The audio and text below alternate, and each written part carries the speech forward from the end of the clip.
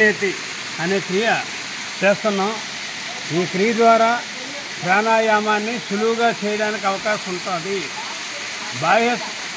బాహ్య శుద్ధి ఎలాగైతే చేసుకుంటున్నామో అంతర్శుద్ధి కూడా జరగాలి.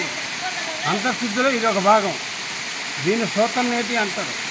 ఈ క్రియ ద్వారా మన ముక్కుకి గొంతుకి దగ్గర ఉన్నటువంటివి ఏమైనా కఫశ్లేష్మాలు ఏమైనా ఉన్నట్టయితే అవన్నీ కూడా పోయి ప్రాణాయామం చేయడానికి సులువుగా ఉంటుంది.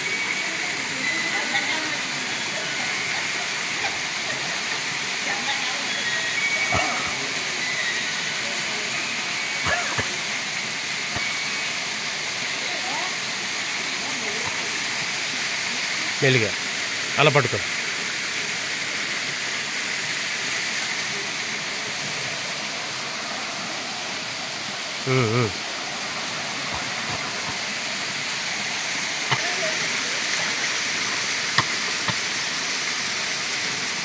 వల్ల ముక్కుకు సంబంధించినటువంటి సమస్త రోగాలు కూడా దీనివల్ల నయమయ్యి ప్రాణాయామం చేయడానికి చాలా సులువుగా ఉంటుంది. దీనివల్ల ఉపయోగం చెప్పు. ఈ సూత్రనేతి క్రియ వల్ల ముక్కుకి సంబంధించినటువంటి సమస్తమైనటువంటి రోగాలు కూడా ఆటోమేటిక్గా క్లీన్ అయిపోతాయి.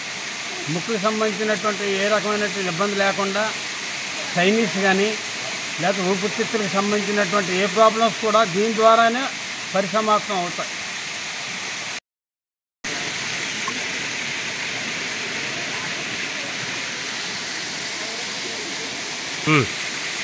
సూత్రనేతి చేసిన తర్వాత జలనేతి చేయాలి. గోరువెచ్చని నీరు కొద్దిగా ఉప్పు సాల్ట్ కలిపి చేసినట్టయితే ముక్కుకు సంబంధించినటువంటి ఏమైనా ఇన్ఫెక్షన్లు ఉన్నట్టయితే అవన్నీ కూడా పోతాయి. సూత్రనేతి జలనేతి కలిపి రెండు ఒకేసారి చేయాలి.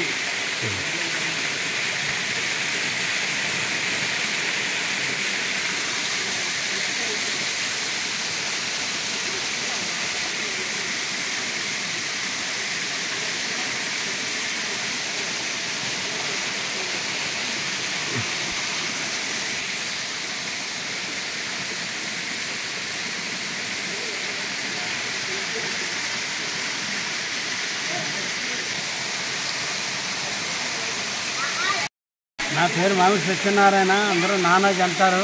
మా శృంగరపుకోట మోక్ష విద్యా యోగ మందిర్లో ఇవన్నీ కూడా మా గురువుగారు కోటారు. మాది ఎస్కోట. దీనివల్ల శారీరకంగా అంతర్ముఖంగా బహిర్ముఖంగా అన్ని రకాలుగా కూడా ఆరోగ్యం బాగుండి లోపల కూడా శుద్ధి జరిగి ఏ రకమైనటువంటి రోగాలు లేకుండా మానసిక ప్రశాంతత కొరకు యోగా నేర్చుకుంటున్నాం. మీరు కూడా యోగా నేర్చుకొని ఆనందంగా ఆరోగ్యంగా ఉండండి.